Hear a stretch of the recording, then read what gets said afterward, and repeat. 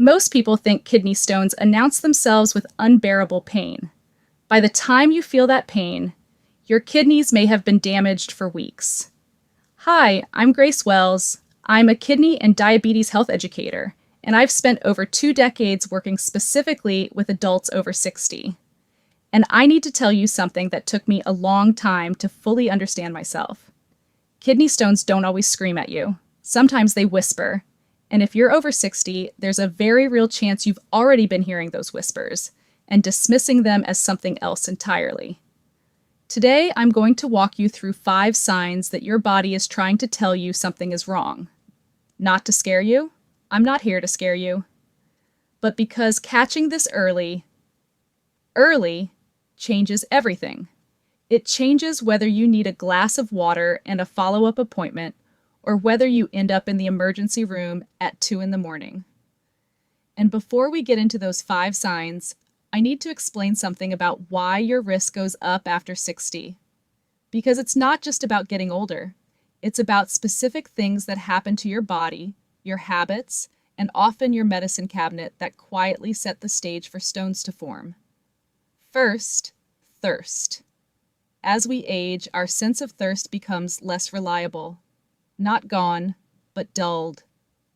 The mechanism that tells a 30-year-old, drink water right now, just doesn't fire as loudly in someone who's 65 or 70. You're not drinking less on purpose. Your body is simply not sending the signal with the same urgency.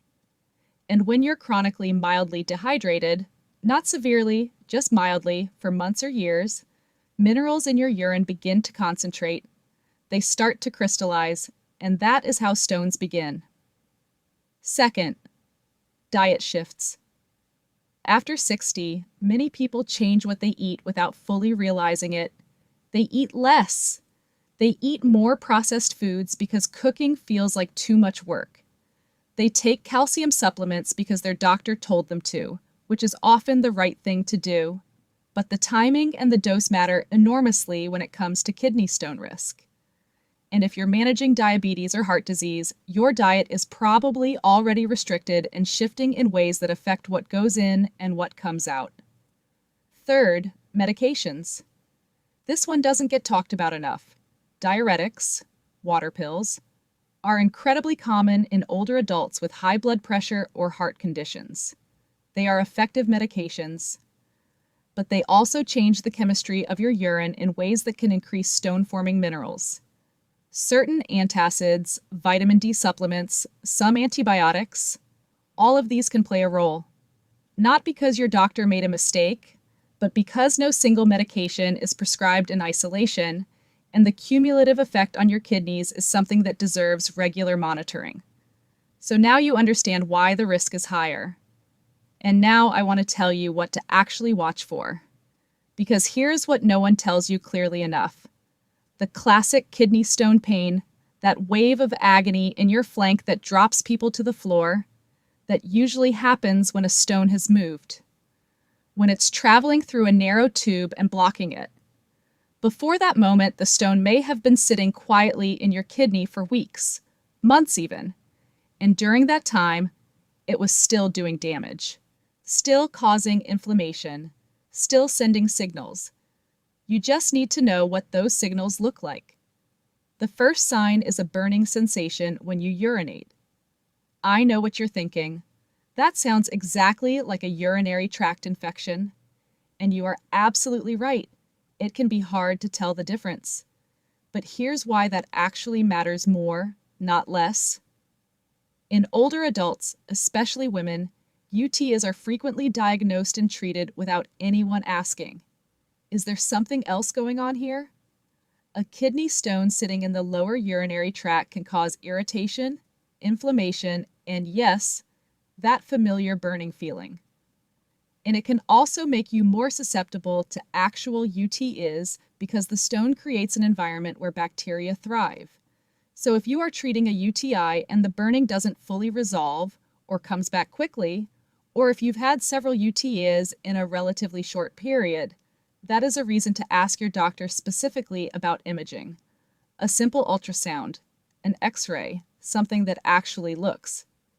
The burning alone doesn't mean you have a stone, but dismissing it as just another UTI without asking further questions is where people get into trouble.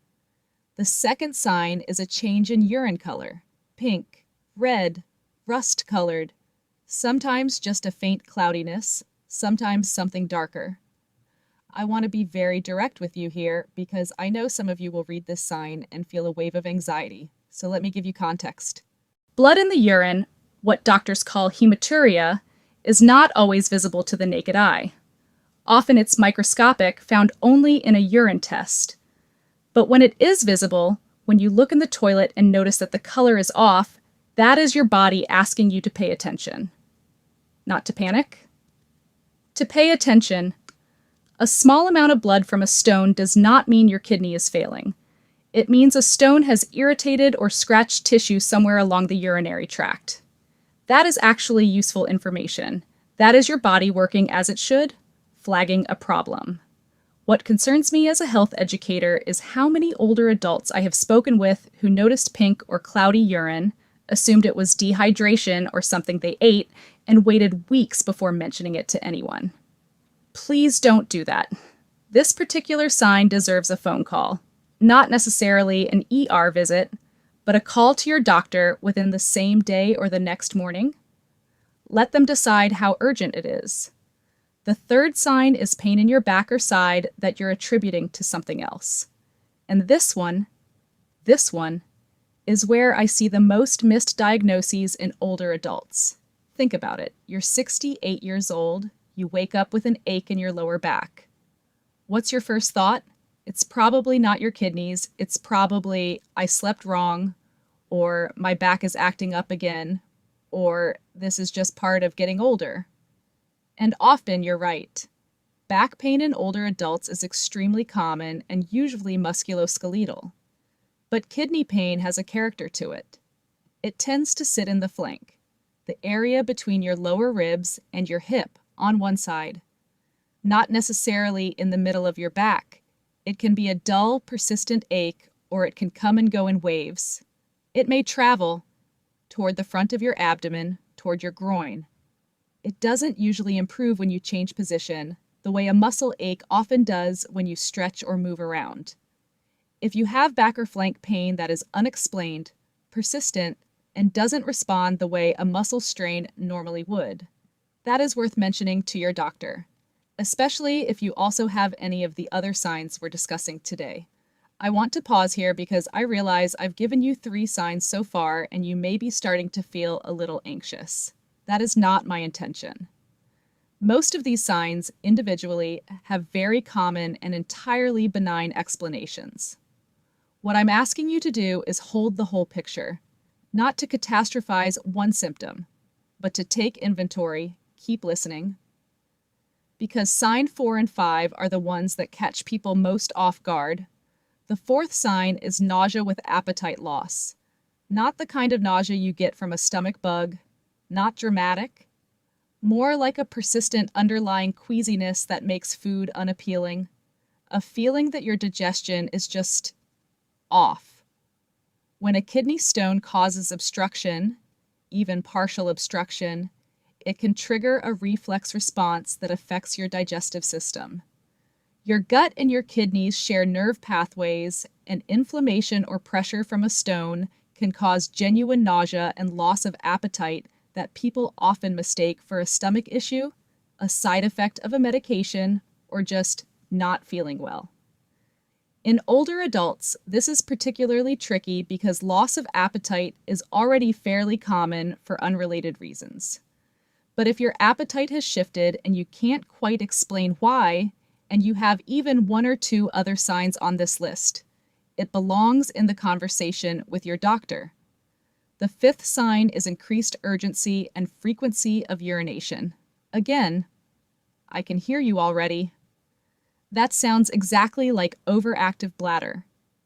And yes, it does.